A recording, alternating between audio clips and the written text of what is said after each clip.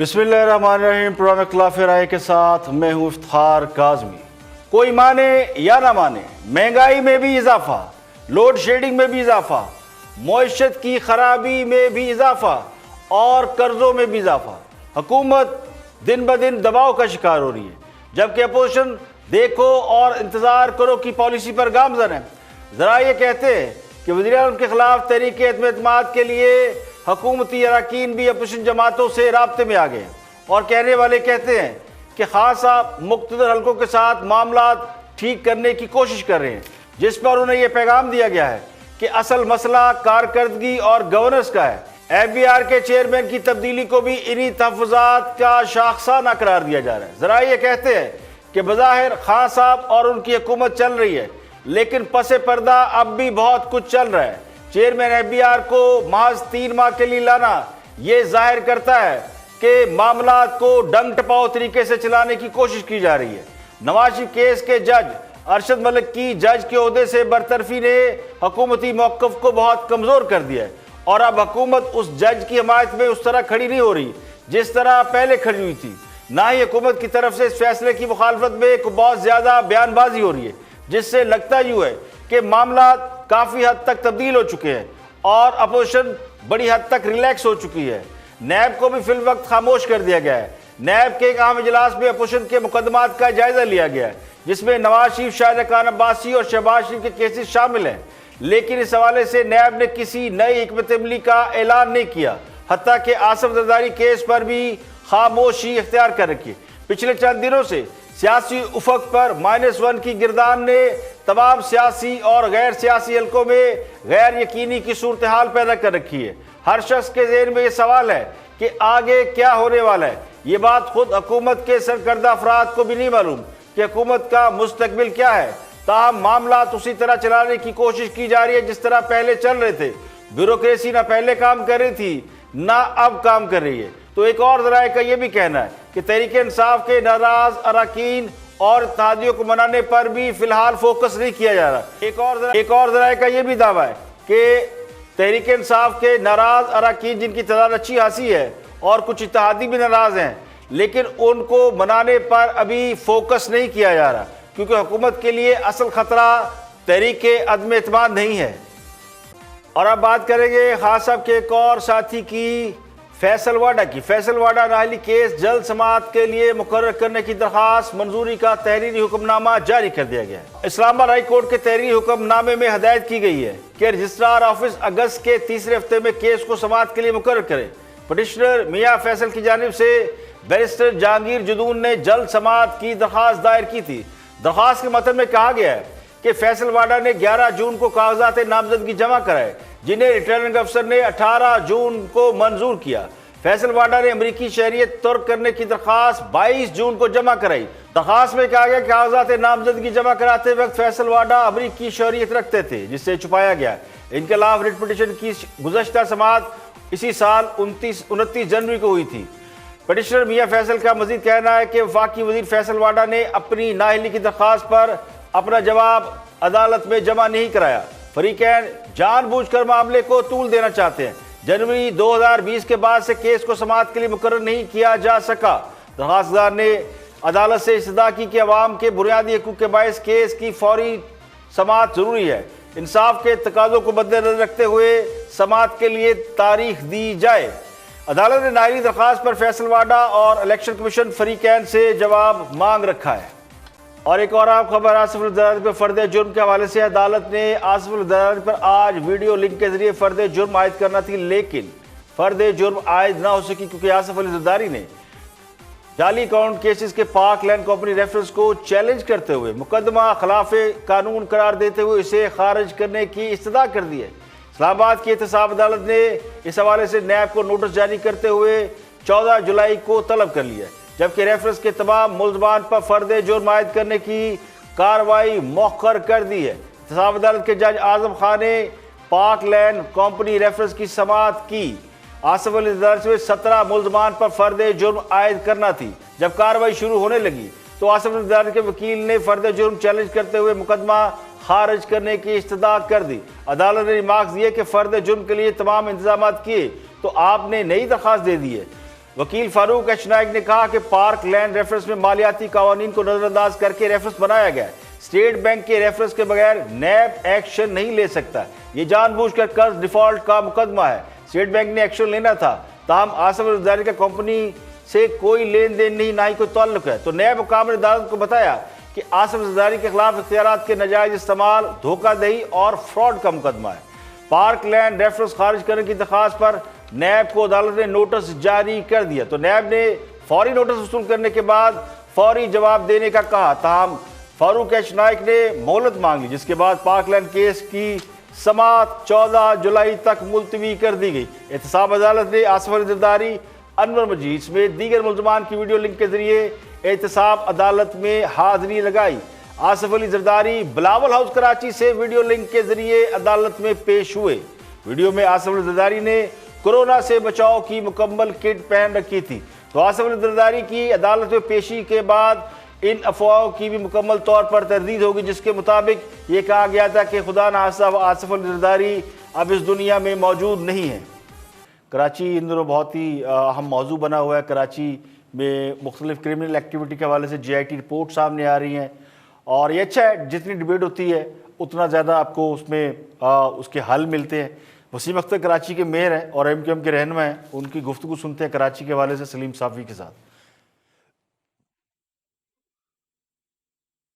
Bloch की जो JIT में हम जो कुछ देख रहे हैं, इससे तो लगता है कि कराची को लूटने में किसी ने कोई कसर नहीं छोड़ी।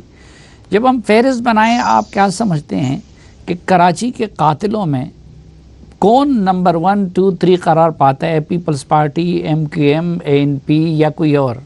सलीम साहब देखें, खराबियां तो सबके सामने हैं, और जो भी साहिब इक़्तिदार रहा है, हुकूमतें रही हैं, उनको पता है कि कौन इन्वॉल्व हैं, किन सियासी जमातों ने ये बिगाड़ किया। सब के ऊपर इल्ज़ाम आयद होता है और सबकी गलत पॉलिसीज की वजह से कराची को नुकसान पहुंचा। आज इस तरह से डिसीजन नहीं लिया जा सकता। माजी की गलत पॉलिसियों को भी देखा जाए। मैं आपको सेंसस की मिसाल दे देता हूं। कराची की आबादी 3 करोड़ से ज्यादा की है, मगर अफसोस के 1.5 करोड़ पे हमें पाबंद किया जा रहा है। क्यों? ठीक, इससे अफेक्ट नहीं पड़ेंगे क्या? इससे NFC अवार्ड पे अफेक्ट नहीं पड़ेगा? हेल्थ पॉलिसी, एजुकेशन पॉलिसी पे अफेक्ट नहीं पड़ेगा?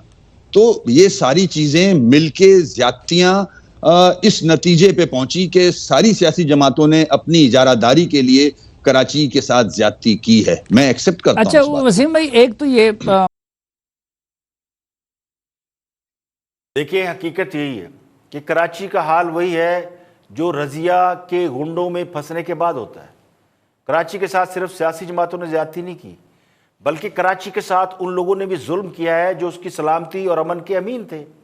महाजर आबादी के साथ जो सलूक रवा रखा गया है, जो पॉलिसियां बनाई गई, उसका फिर रिएक्शन भी आया। उस रिएक्शन के तौर पर कराची को छोड़े सिंध पूरा लिसानी तौर पर तकसीम हो गया। और ये सूरत हाल अभी तक है। कराची चूँकि मेट्रोपॉलिटन शहर था और कुछ अर्सा पहले तक सिर्फ कराची पाकिस्तान का वाहिद शहर था जहां पैसे की फरावानी थी और पाकिस्तान के बाकी तमाम शहरों से ज़्यादा थी। अब तो पाकिस्तान के बाकी शहर भी माशाल्लाह बहुत खुद कफील हो गए हैं और अच्छा खासा रेवेन्यू जनरेट कर रहे हैं, लोग अच्छा खासा कमाते हैं। लेकिन कुछ अर्सा पहले सिर्फ कराची था, या उसके बाद बड़ी हद तक लाहौर, इस्लामाबाद, ये 3 शहर थे। तो सबसे पहला जुल्म कराची के साथ ये हुआ कि उसका कैपिटल मुंतकिल कर दिया गया। वहाँ से दारुल खिलाफा आपने चेंज किया, इस्लामाबाद ले आए, जिससे उन लोगों को मायूसी हुई जो अपना घर बार वतन, अपने लोगों की कुर्बानियां देकर आए थे और माइग्रेट करके कराची आए थे। उनके लिए सिर्फ कराची सारा पाकिस्तान था। दारुल खिलाफा इस्लामाबाद में मुंतकिल कर दिया गया। नौकरियों के लिए कोटा सिस्टम बना तो उर्दू स्पीकिंग लोगों में एहसास महरूमी पैदा हुआ। उस एहसास महरूमी से लोगों ने फ़ायदा उठाया। तो पाकिस्तान के सबसे बड़े शहर को जिस तरह बर्बाद कर दिया गया, बड़ी लंबी स्टोरी है, लेकिन मैं इन शॉर्ट बता रहा हूँ, मोटी मोटी बातें बता रहा हूँ कि अगर कराची बर्बाद ना होता, कराची में लॉ एंड ऑर्डर ख़राब ना होता, कराची के अंदर दहशत गर्दी ना होती, कराची इस तरह ऑक्यूपाई ना होता, कराची इस तरह अनाद का सबब ना बनता, तो पाकिस्तान की तरक्की कभी ना रुकती। ये जो कराची बर्बाद हुआ है, तो सिर्फ कराची बर्बाद नहीं हुआ, उसने पूरे पाकिस्तान की तरक्की की राह में रुकावटें खड़ी कर दी, पूरा पाकिस्तान बर्बाद हो गया, सिर्फ कराची बर्बाद होने की वजह से। तो नवाज शरीफ ने अपने आखिरी दौर में कराची को एक बार फिर अमन का रास्ता दिखाया। तो मैं को बहुत ज़्यादा नवाज शरीफ का फ़ैन नहीं हूँ, लेकिन जो काम जिसने अच्छे किए हैं उनकी आपको तारीफ़ करनी चाहिए, उनको उनका क्रेडिट देना चाहिए। तो नवाज शरीफ ये तय करके आए थे कि कराची को वो ठीक कर देंगे, तो जब वो अपनी गवर्नमेंट में आए उन्होंने कराची ठीक कर दिया। वरना कराची का ये हाल था कि कराची में बेशुमार नो गोज एरिया थे। जो लोग कराची में रहते हैं वो मेरी बात समझते हैं कि किस किस इलाके पे किस किस का कब्जा था। पॉलिटिकल जमातें थी, नॉन पॉलिटिकल जमातें थी, नॉन पॉलिटिकल फोर्सेस थी, और सब अपना अपना भत्ता ले रहे थे और सब एक दूसरे पर डालते थे कि फलां ने कर दिया, फलां ने कर दिया, फलां ने कर दिया। तो सारी लड़ाई वहाँ पे पैसे की थी, माल की लड़ाई थी। तो एमक्यूएम के मेयर जो वसीम अख्तर इस वक्त कह रहे हैं, वो कम से कम इस बात का बिल्कुल सही एतराफ़ करें कि कराची असल में इजारादारी के चक्कर में कि कौन कराची से कितना माल कमाएगा, उस इजारादारी के चक्कर में ये तबाह हुआ। उसी की वजह से ये जो कोरंगी औरंगी ये नोगो एरिया बने, उसी वजह से लियारी नोगो एरिया बन गया। ये इस तरह की लड़ाइयाँ, और ये सिर्फ पैसा कमाने का चक्कर था कि कराची के अंदर पैसा बहुत था, माल बहुत था, तो माल कमाने के लिए उस कराची को जो उसकी असल शक्ल थी वो बिगाड़ दी गई। यहाँ पे लेंगे एक ब्रेक, और ब्रेक के बाद जब वापस आएंगे और भी हम मौज़ूआत आपके साथ शेयर करेंगे। हमारे साथ रहिएगा। वेलकम बैक, आप देख रहे हैं प्रोग्राम इख्तिलाफ राय और मैं इफ्तिखार काज़मी। ब्रेक के बाद हाज़िर खिदमत है, बहुत सीनियर जर्नलिस्ट है और तजिया निगार है, कॉलमिस्ट है, दानिश्वर है हसन निसार साहब। वो तजिया दे रहे हैं मौजूदा सियासी सूरत हाल और जमहूरियत उनका फेवरेट सब्जेक्ट है। देखते हैं हसन निसार साहब क्या फरमाते हैं। भी होता है तो किसके लिए होता है? अवाम के लिए होता है।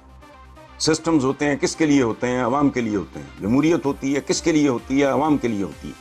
सो अगर वही लपेटे जा, और कंसर्न हमारा ये नहीं मेरी तरफ से कोई माइनस होए, आई एम नॉट बॉदर्ड। देखना ये है कि अवाम का प्लस होते हैं, सही। किसी इंडिविजुअल का या चंद इंडिविजुअल्स का या चंद 100 इंडिविजुअल्स का माइनस होना कोई मायने नहीं रखता। देखें 72-73 साल हो गए आपको, अवाम के प्लस होने की नौबत ही नहीं आ रही। और आखिरी बात यह है कि जो खुशफहम लोग इस मुल्क में इस शैम डेमोक्रेसी से, इस जाली जमहूरियत से बेहतरी की तवक्को रखते हैं कि वक्त के साथ साथ बेहतर हो जाएगी, इसमें कुछ तरमीम कर लो कि ये कर लो, उनका हाल उन लोगों जैसा है जो गधे के ऊपर मार्कर से लकीरें डाल के समझते हैं ये ज़ीब्रा बन जाएगा। इस खोते ने खोता ही रहना है। जब पीतल को सोना बनाकर आवाम के सामने पेश किया जाएगा, झूठ को सच का लिबादा उड़ाकर बेचेंगे, तो क्या पीतल सोना बन जाएगा? झूठ सच बन जाएगा? तो ना पीतल कभी सोना बन सका है, ना झूठ किसी भी सूरत सच की जगह ले सकता है। पीतल ने भी आखिर में पीतल ही रहना है और लोगों ने भी मायूस ही होना है। फिर जमहूरियत पर तबर्रे भेजे जाते हैं। अगर तो सोने को सोना बनाकर पेश किया जाता है, यानी जो सच है वो लोगों को बताया जाता, तो तकलीफ ना होती, आखिर में सोना ही निकलता है। तो असल मसला ये है कि हम ऐसे लोगों को आवाम के सामने प्रमोट करते हैं जिनके बारे में हमें खुद मालूम है कि वो इस काम के लिए बने नहीं, तो उन्होंने नाकाम ही होना है। तो इसमें फिर जमहूरियत का क्या कसूर? बल्कि ये तो किस्म का धोखा है। पहले आपने ज़मीन व आसमान के कलाबे मिलाए और मसीहा के मिल जाने के दावे किए, अब ये फरमा रहे हैं कि नहीं, ये तो सनम खाने के बुत हैं। तो किसकी बात पर यकीन करें?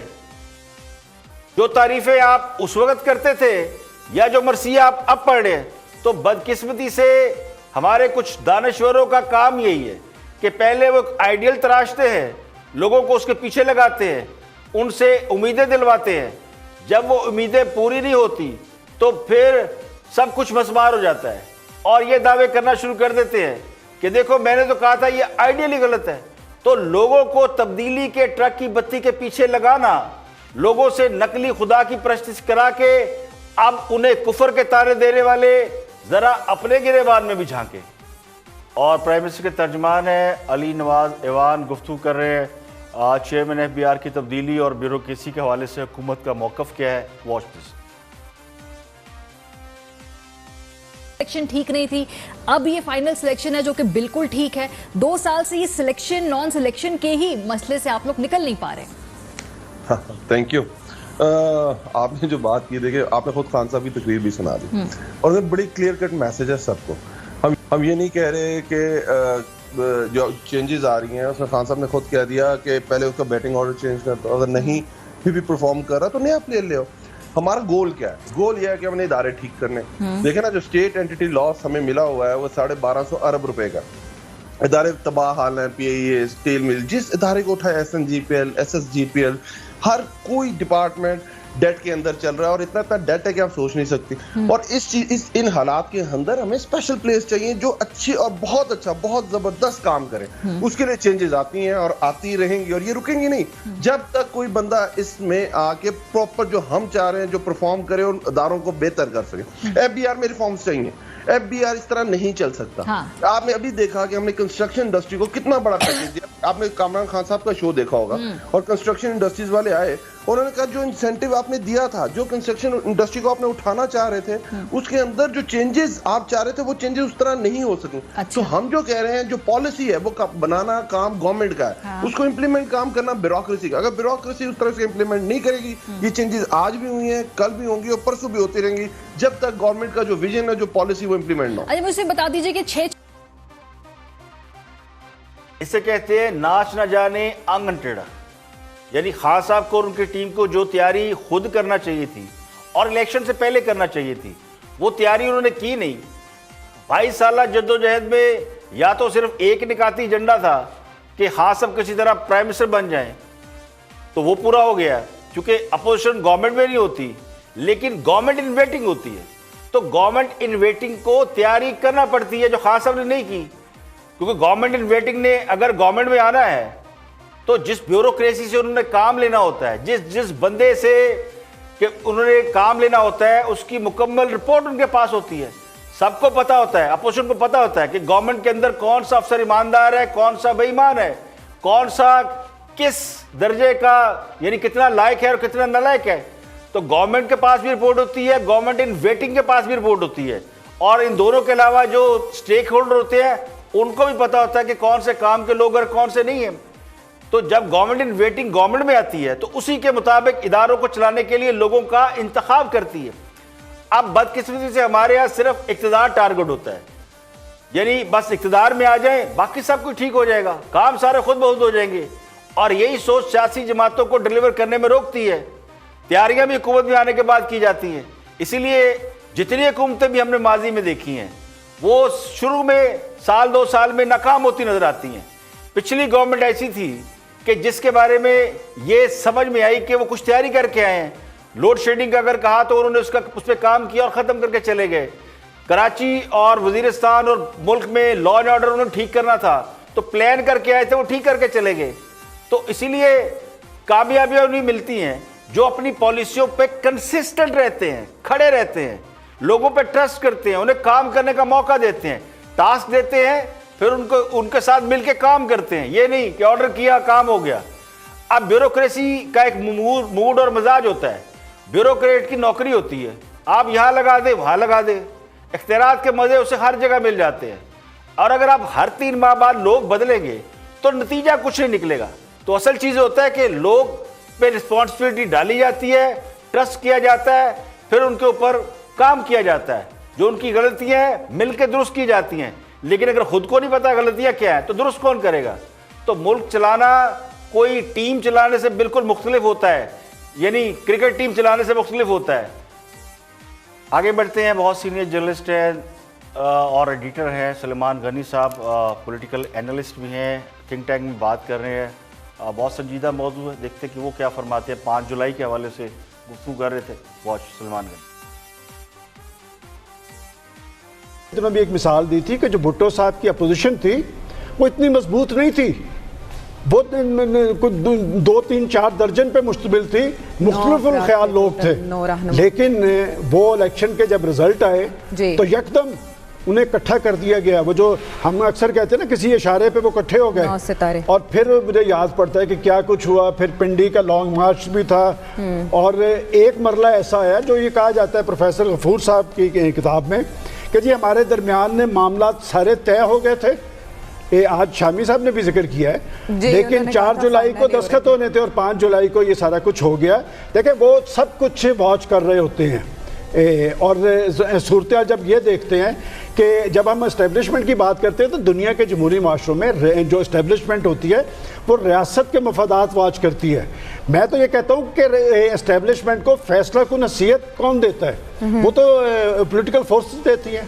یہ پچھلے 2-4 سال کے اندر پاکستان کی نئی نسل کو یہ ساری تصویر نظر آ گئی کہ کون دعوے کون کرتا ہے، پھر ان دعووں کی نفی کر کے کون آگے آتا ہے، پھر اسٹیبلشمنٹ کا رول کیسے ہوتا ہے. آج بھی جو صورتحال بنانے کی کوشش کی جا رہی ہے وہی فلم چل رہی ہے، وہی فلم جو آج سے 3-4 سال پہلے شروع ہوئی تھی. اب پھر نظر یہی دیکھیں حقیقت یہ ہے کہ 73 سال میں ہم اس بات کا فیصلہ نہیں کر سکے کہ یہ ملک کس سسٹم کے تحت چلے گا. پولیٹیکل سسٹم کے تحت ملک چلے گا یا نان پولیٹیکل سسٹم کے تحت چلے گا، سیاستدان چلائیں گے یا مارشاء اللہ والے چلائیں گے، جمہوریت اچھی چیز ہے یا مارشاء اللہ کے دور بہتر ہے. تو ایک ڈیبیٹ چلتی رہتی ہے، تو ایک کمپٹیشن ہے، لیکن رزلٹ اچھا نہیں ہے. ابھی تک ہمیں یہ نہیں پتا کہ یہ ملک پارلیمانی نظام کے تحت کامیابی سے چل رہا ہے، چلے گا یا پھر صدارتی نظام لایا جائے گا. وہی مسئلے کا واحد حل ہے. تو بہت سے ڈیبیٹس ہیں. تو ایک طویل عرصے سے پاکستان کو کس طریقہ کار کے تحت چل رہا ہے اس بات کا فیصلہ نہیں ہو سکا. ہمارے نیبر کنٹری میں ایک بہت بڑا ملک ہے بھارت، وہاں پہ ایک سسٹم چلتا ہے کہ ملک جو ہے وہ پولیٹیشین چلاتے ہیں. آج تک وہاں مارشل لا نہیں لگا اور ملک چل رہا ہے. تو ایک سسٹم موجود ہے، اچھا ہے برا ہے، ڈیلیور کر رہا ہے نہیں کر رہا ہے. لیکن ہم نے یہ دیکھا کہ پچھلے دنوں میں بھارت نے ترقی کی ہے تو اسی پولیٹیکل سسٹم کے تحت کی ہے. چاہے ان کو بھی 70-72-73 سال ہمارے ساتھ ہی وہ آزاد ہوئے تھے، لیکن وہ ترقی کر گئے ایک کنسسٹنٹ سسٹم کے ساتھ، ایک سوچ کے ساتھ کہ ملک نے جیسا بھی ہے جمہوری سسٹم کے تحت چلنا ہے. لیکن ہمارے یہاں پرابلم بہت زیادہ ہے. ہمارے یہاں 2 سسٹم پیرلل چلنے کی وجہ سے کبھی بھی وہ تسلسل نہیں آ سکا. اسٹیبلشمنٹ اور سیاسی قوتوں میں بہت گہرا تعلق ہے، لیکن اس کے ساتھ ساتھ ٹرسٹ ڈیفیسٹ بھی بہت بڑا ہے. سیاسی لیڈر آتے ہیں بڑی دھوم دھام سے، لائے جاتے ہیں یا خود آتے ہیں، آتے بڑی دھوم دھام سے ہیں، لیکن جو بھی رخصت ہوا اس کے گلے میں بدنامی کا طوق ضرور ڈالا گیا. چاہے اس کی کارکردگی بڑی اچھی ہو، چاہے وہ ایٹم بم کا خالق ہو یا ایٹم بم چلانے والا ہو، دونوں صورتوں میں انجام بہتر نظر نہیں آتا. تو کوئی سیاسی لیڈر جو حقیقی معنوں میں عوامی منگوں کا ترجمان ہو وہ عزت کے ساتھ رخصت نہیں ہوا، وچ از ویری سیڈ. یہ ہماری ایک تاریخ ہے اور حقیقت ہے، اور ہمیں اپنی زمینی عقائد کو مان کے چلنا پڑے گا کہ جو کچھ ہمارے یہاں ہوتا رہے. یہ تلخ ہے، بدترین ہے، لیکن حقیقت ہے کہ ہم جس کو مسیحا سمجھ کے لاتے ہیں وہ انفارچونیٹلی کچھ عرصے بعد ہمیں ناکام ہوتا دکھائی دیتا ہے، اور یہی لگتا ہے کہ بس یہی بربادی کا سبب ہے یا اس کی وجہ سے ہم برباد ہو رہے ہیں. تو کوئی بھی سسٹم اگر تسلسل سے چلتا رہے تو اس کی خامیوں پر قابو پایا جا سکتا ہے، لیکن حقیقت یہ ہے، اس کو ماننا پڑے گا، اس پہ غور کرنا پڑے گا کہ ہم نے جو مسلسل تجربات کیے ہیں اس کی وجہ سے ہمیں جو نقصان پہنچا ہے ہم نے اس سے کچھ نہیں سیکھا. ہم نے یہ نہیں سیکھا کہ ملک سیاستدانوں نے چلانا ہے، عوام کے ووٹ سے چلنا ہے یا کسی مخصوص سوچ کے ساتھ چلنا ہے. اور یہی وہ کنفیوژن ہے جس نے ہمیں ایک بحران میں، ایک گرداب میں پھنسا رکھا ہے. یہاں پہ لیں گے ایک بریک، اور بریک کے بعد جب واپس آئیں گے اور بھی ہم موضوعات آپ کے ساتھ شیئر کریں گے. ہمارے ساتھ رہیے.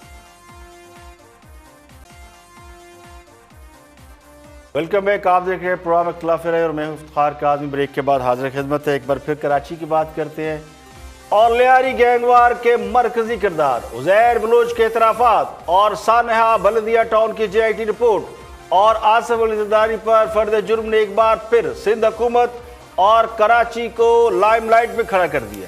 حکمران جواد نے بڑی مہارت سے قومی اسمبلی میں عزیر بلوچ کے اعترافی بیان میں کراچی کی قتل و غارت کا ذمہ دار پیپل پارٹی کی قیادت یعنی آصف علی زرداری اور فریال تالپور کو قرار دے کر سندھ حکومت کو دفاعی حکمت عملی اختیار کرنے پر مجبور کر دیا ہے. پچھلے 3 روز سے سندھ حکومت وضاحتیں جاری کر رہی ہے اور JIT رپورٹ کو ویب سائٹ پر جاری کرنے کا دعویٰ کر کے خود کو مصیبت میں ڈال چکی ہے. سندھ حکومت کے ترجمان مرتضی وہاب نے پچھلے ہفتے کے اختتام پر یہ دعویٰ کیا تھا کہ بدنام زمانہ قاتل اور دہشت گرد عزیر بلوچ کی JIT رپورٹ میں سابق صدر آصف علی زرداری اور فریال تالپور کا کوئی ذکر نہیں ہے. وفاقی وزیر علی زیدی کو انہوں نے چیلنج کرتے ہوئے کہا تھا کہ وفاقی وزیر نے پیپلز پارٹی کی قیادت پر جو الزامات عائد کیے ہیں وہ درست نہیں ہے، وہ غلط ہے۔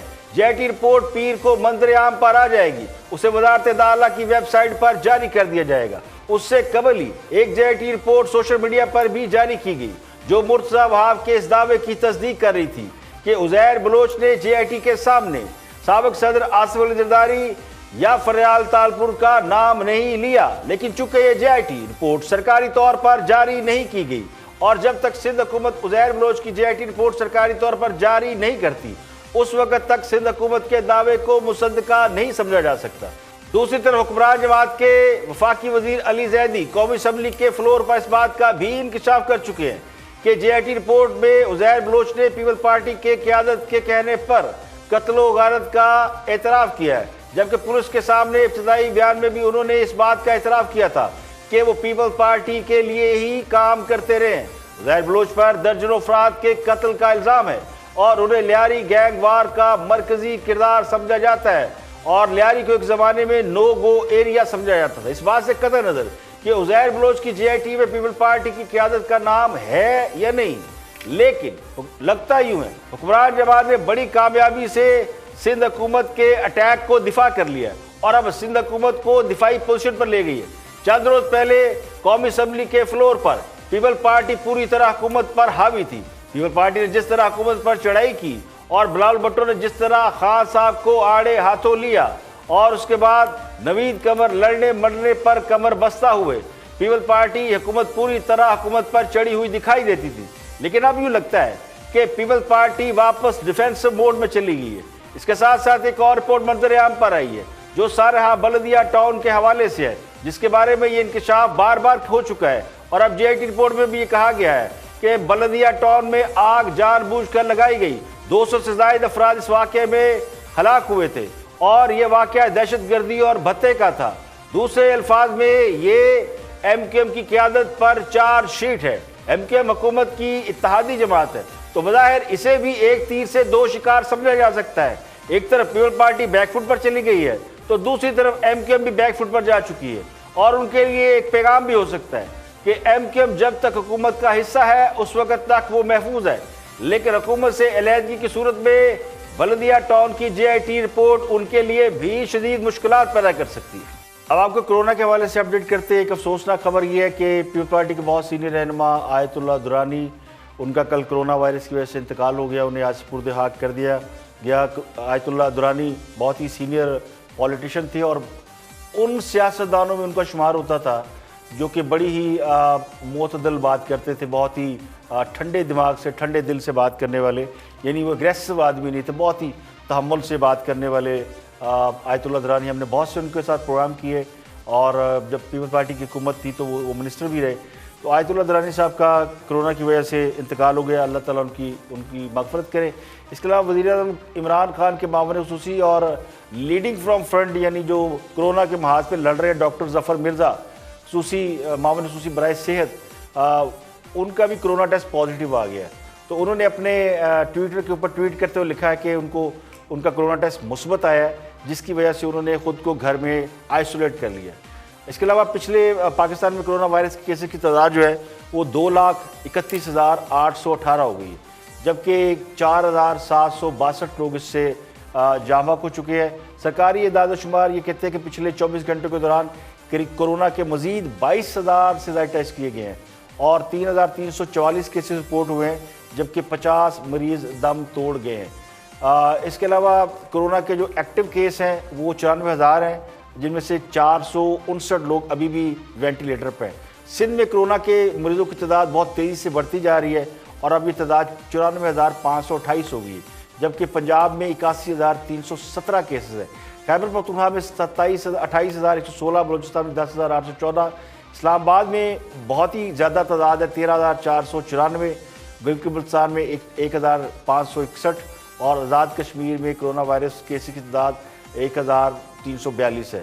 تو دنیا بھر میں بھی کرونا کا مرض جو ہے ابھی تک پھیلا ہوا ہے اور مریضوں میں بلکہ اموات میں جو وہ بھی اضافہ ہو رہا ہے۔ اس کے علاوہ جن علاقوں میں لاہور سمیت کئی علاقوں میں جو لاک ڈاؤن تھا وہ ختم کر دیا گیا ہے. گلبرگ اور لاہور کے کچھ علاقے ایسے ہیں جہاں پہ کئی روز لاک ڈاؤن رکھا گیا, اور پھر گورنمنٹ یہ کہتی ہے, حکومت کی طرف سے کہا گیا ہے اس لاک ڈاؤن کا فائدہ ہوا کہ تعداد نیچے آئی ہے, کیجویلٹی کی بھی اور کرونا وائرس کے مریضوں کی بھی, لیکن جو اعداد و شمار ہے وہ اس کی نفی بھی کرتے ہیں. مزید کچھ علاقے ایسے ہیں جن کے بارے میں بھی غور کیا جا رہا ہے کہ ان علاقوں کو بھی کچھ 7 سے 8 علاقے ہیں جن پہ حکومت غور کر رہی ہے, لاہور میں خاص کر, جن کو بند کر دی جائے. اسلام آباد میں بھی کچھ علاقوں کو ریلیکس کر دیا گیا ہے. تو دنیا بھر کی بات کر لیتے ہیں. دنیا بھر میں اس وقت متاثرہ افراد کی تعداد 1,15,56,000 ہو چکی ہے, جبکہ ہلاکتیں 5,36,000 ہو چکی ہیں. اس میں ابھی بھی 44,88,272 مریض ہاسپٹل کے اندر ہیں, جبکہ 58,486 لوگ ایسے ہیں جن کی حالت تشویشناک ہے. 65 لاکھ لوگ جو ہے کرونا کو بیٹ کر چکے ہیں. اور ایک خبر ہم بتانا بھول گئے تھے کہ وہ بھی اپوزیشن لیڈر شہباز شریف کا بھی کرونا ٹیسٹ جو ہے وہ نیگیٹو آ گیا, تو وہ بھی کرونا کو بیٹ کر چکے ہیں. تو دنیا بھر کی بات کر رہے ہیں ہم, تو امریکہ جو ہے وہ ابھی تک صفحے اول پہ ہے. امریکہ میں سب سے زیادہ ہلاکتیں ہو رہی ہیں. اب تک امریکہ میں کرونا وائرس سے 1,32,569 لوگ جو ہے وہ اس سے جاں بحق ہو چکے ہیں, مر چکے ہیں, جبکہ بیمار ہونے والوں کی تعداد 29,82,000 ہے. امریکہ میں 15,60,795 مریض ہاسپٹلز کے اندر ہیں یا گھروں میں آئسولیٹ ہیں, اور 16,038 کی حالت تشویشناک بتائی جاتی ہے. تو جو یہ لوگ ہیں جو وینٹیلیٹر پہ ہیں, جن کے بارے میں یہ کہا جاتا ہے کہ شاید وہ سروائیو نہ کر سکے. برازیل دوسرے نمبر پر ہے جہاں تعداد 16,04,585 ہے. 64,900 لوگ برازیل میں مر چکے ہیں. روس میں کل 10,161 لوگ مر چکے ہیں, جبکہ بھارت میں بھی کرونا وائرس کی تعداد کے حوالے سے بھارت چوتھے نمبر پر آ گیا. وہاں پہ بھارت کے اندر تقریباً 6,97,836 متاثرہ مریض ہیں, جبکہ 19,700 ہلاکتیں ہو چکی ہیں. اس کے علاوہ پیرو میں کرونا وائرس کے باعث 10,589 ہلاکتیں ہو چکی ہیں, اور پیرو میں بھی 3,02,718 کیسز ہیں. تو یہ جو امریکہ اور اس کا جو سراؤنڈنگ ایریا ہے, پیرو, گوئٹمالا, برازیل, ان ملکوں میں ابھی تک کرونا بڑی تیزی سے ابھی اپنے پنجے گاڑے ہوئے ہیں, جبکہ یورپ میں اس کی شرح جو اب کافی کم ہو گئی ہے. برطانیہ جو بہت اوپر جا رہا تھا, اسپین, اٹلی, یہاں پہ اب کافی ریشو لو ہے, جبکہ پاکستان, انڈیا اور مضافاتی جو قریبی علاقے ہیں یہاں ابھی تک کرونا پہ قابو نہیں پایا جا سکا, جبکہ چھوٹے ممالک نسبتاً جو ہیں وہاں پہ جیسے سری لنکا یا مالدیپ, تو وہاں پہ بہت کم تعداد میں کرونا کے مریض پائے جاتے ہیں. آج کے لیے اتنا ہی. کل پھر حاضر ہوں گے مزید خبروں, تبصروں, تجزیوں کے ساتھ. پروگرام اختلاف رائے سے افتخار کاظمی کو اجازت دیں. اپنا بہت بہت خیال رکھیں.